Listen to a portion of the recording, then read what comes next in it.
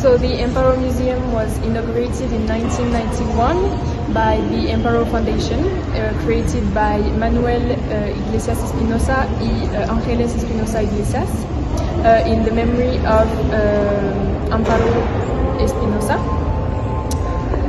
This museum was first a hospital in 1538, but it then also became a girls' school and a women's refuge, before being transformed into a museum.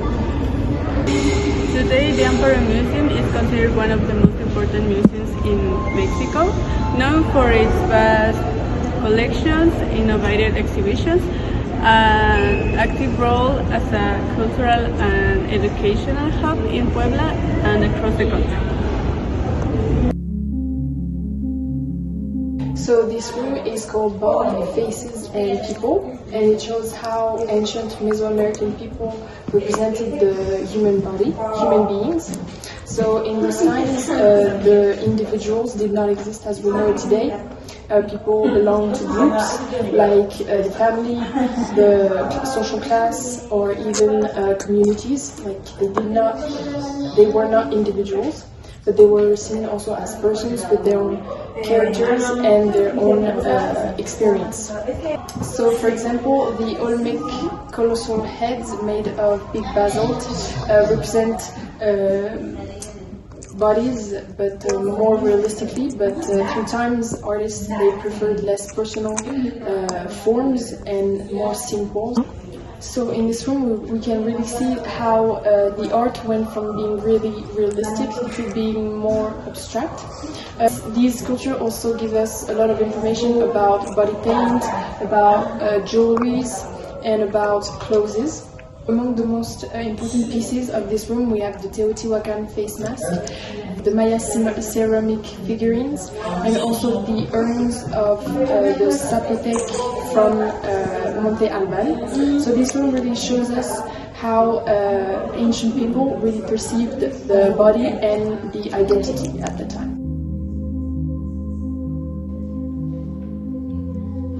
Room 4. Society and customs.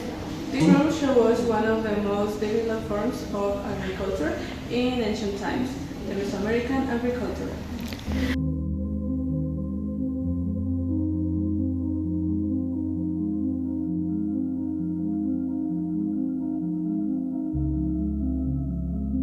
They developed hydraulic technology that allowed them to harvest maize, beans, and squash.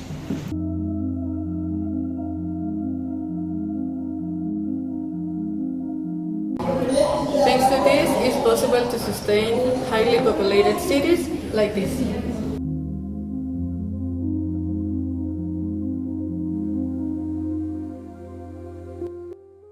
We move on to Room 5, Language and Writing, Mexico Antiguo. Here we will find many pre-Hispanic civilizations and they writing language systems. The Sumerians were the first society in the world to use writing systems. For many cultures, reading and writing skills were considered secret and a privilege.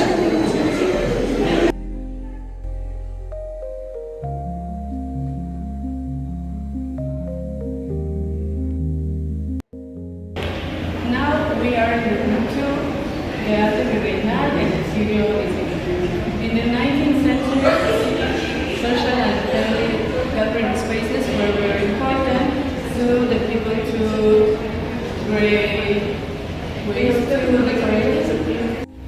Now we are in the dining room, the collection between the particular and the common. In this dining room, the walls are painted to resemble tapestry textures and display images for hunting and fishing that were very important in this period.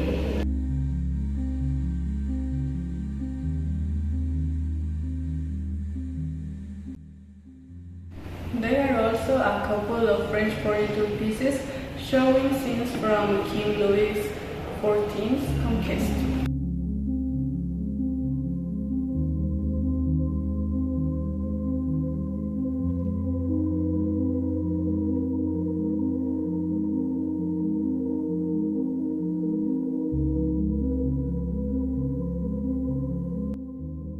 So this room is called the Mexican Saloon. It was first created by Manuel Espinosa Iglesias in New York City in a building called the American Society Council of the Americas. But then it was brought back in Puebla to this museum. The idea of this salon is to show the richness and the beauty of Mexican culture with pieces like paintings, like wooden furnitures or like decorative objects. All these objects were then brought back to Puebla into this museum. Since the museum opened, this room is showed to visitors as a tribute to Manuel Espinosa, who loved art and who loved to share about Mexican culture with the world.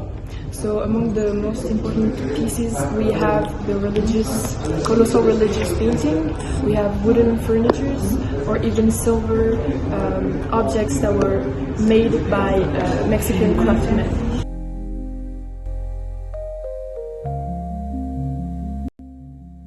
In this room we can see various works related to worship in different techniques, materials and formats.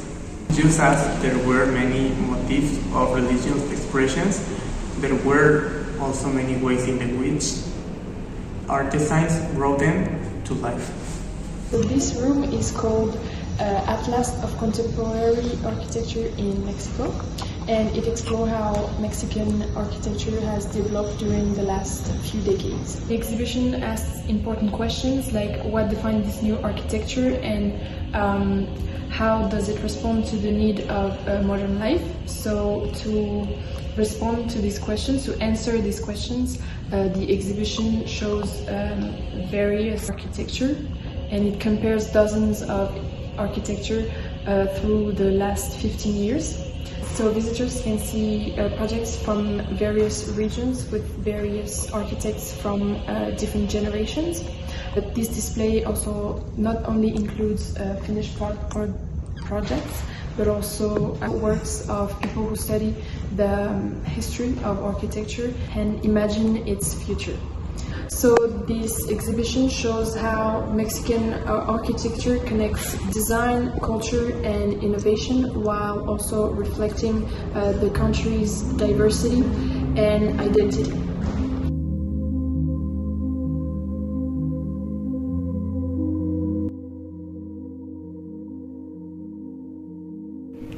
The exhibition A Descent into Paradise offers a narrative cross-section of his recent work, defined by political but also theological reading of the idea of modernization.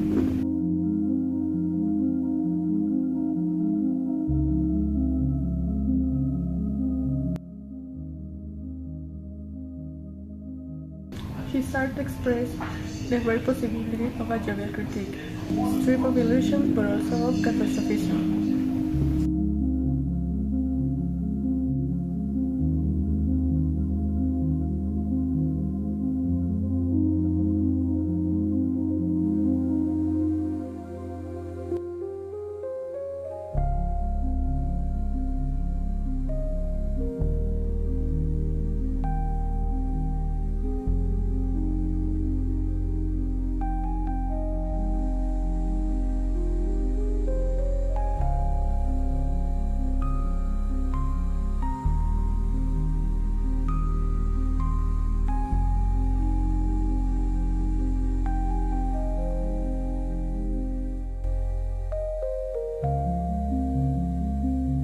Finally, the room of the Estelas de los Macintas.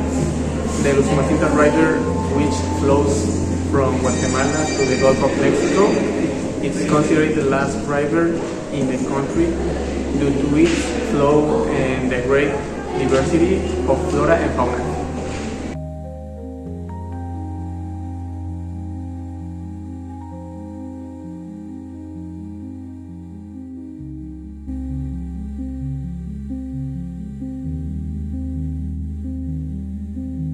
The museum Amparo is more than a collection of pieces of art. It's a story of Mexican life across millennia. Thank you for listening.